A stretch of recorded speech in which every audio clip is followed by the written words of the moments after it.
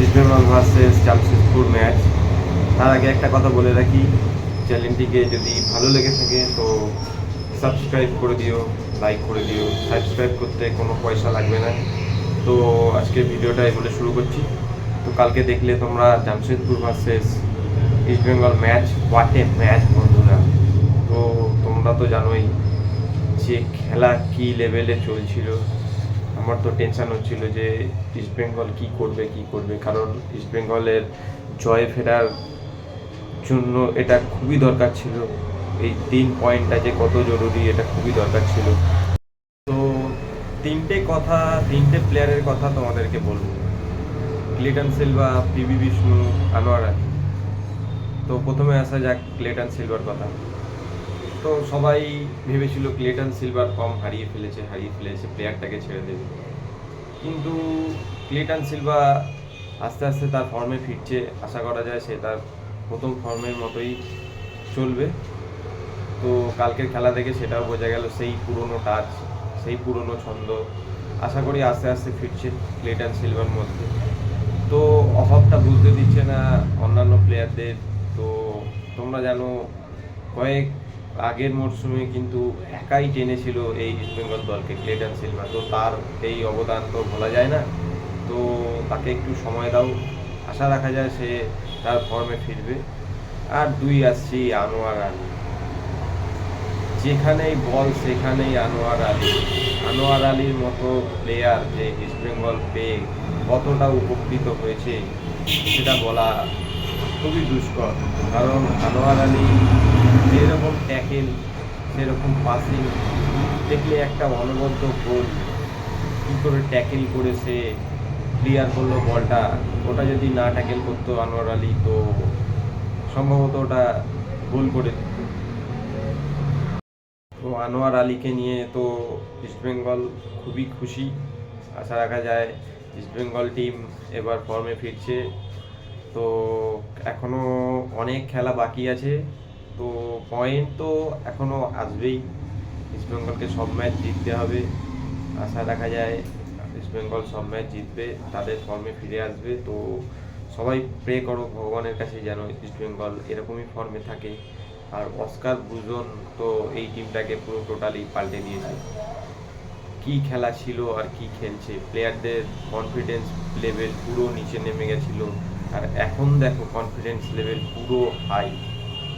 কোন প্লেয়ার তাদের 100% দিয়ে খেলছে।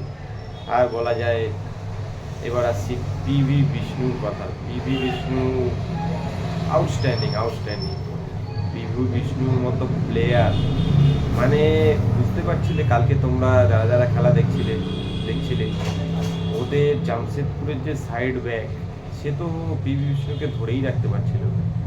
টাচ, পাসিং ও অনবদ্য। এই প্লেয়ারটা অনেক বড় জায়গায় যাবে, দেখবে। মানে এত ভালো প্লেয়ার ইস্ট বেঙ্গল টিম পেয়েছে।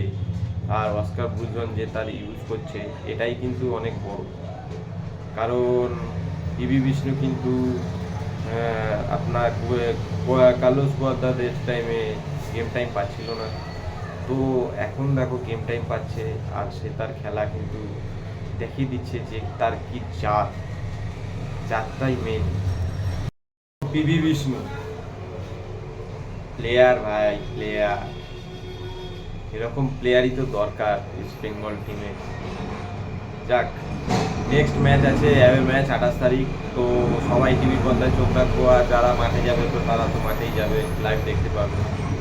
তো সবাই প্রে করো ইস্ট বেঙ্গলের জন্য, যেন ইস্ট বেঙ্গল সুপার সিক্সে যায়। কলকাতার টিম সুপার সিক্সে যাওয়া মানে খুবই ভালো।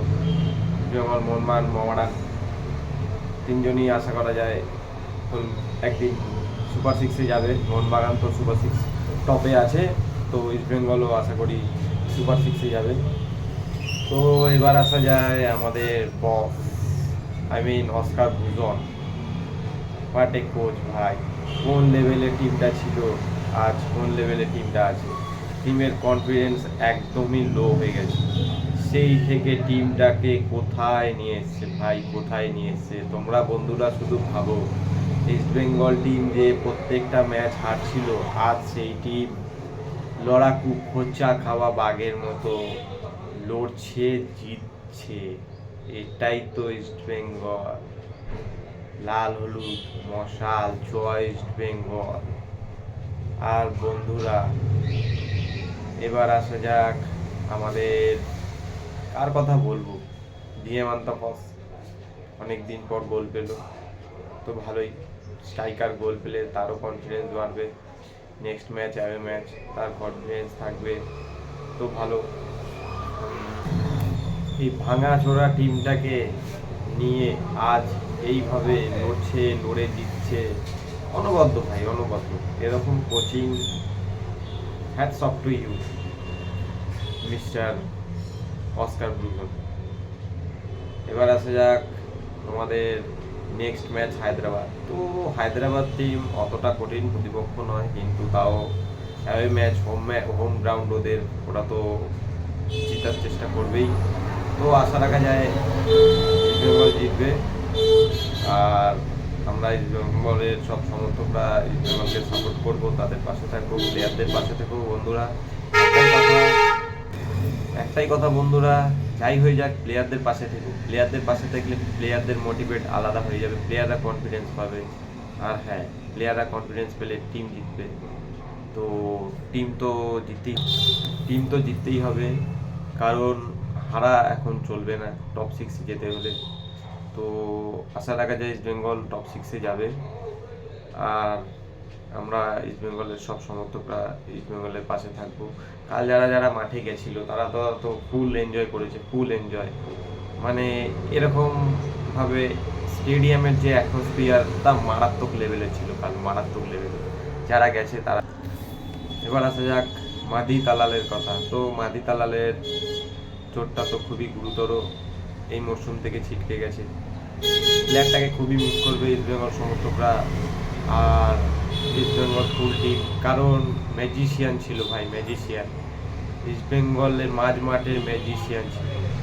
এই টিমটার সাথে যদি তোমরা একবার ভাবো তো, যদি মাদি তালাল থাকতো তাহলে এই টিমটা আরও কতটা হাই লেভেলে খেলতো। ওই রকম পাসিং, ওই রকম ডিফেন্স সেরা পাস, ওফ, এইসব প্লেয়ার আমরা খুব মিস করবো, খুব মিস করবো। তো বন্ধুরা, নেক্সট ম্যাচের জন্য বেস্ট অফ লাক পুরো ইস্ট বেঙ্গল টিমকে। এই বলে আজকে ভিডিওটা শেষ করছি। যদি ভিডিওটা ভালো লেগে থাকে তো লাইক, কমেন্ট, সাবস্ক্রাইব করে দিও। আমার নতুন চ্যানেল, তো এই চ্যানেলে তোমরা সব যাবতীয় স্পোর্টসের সব নিউজ পাবে আস্তে আস্তে। তো টাটা বন্ধুরা।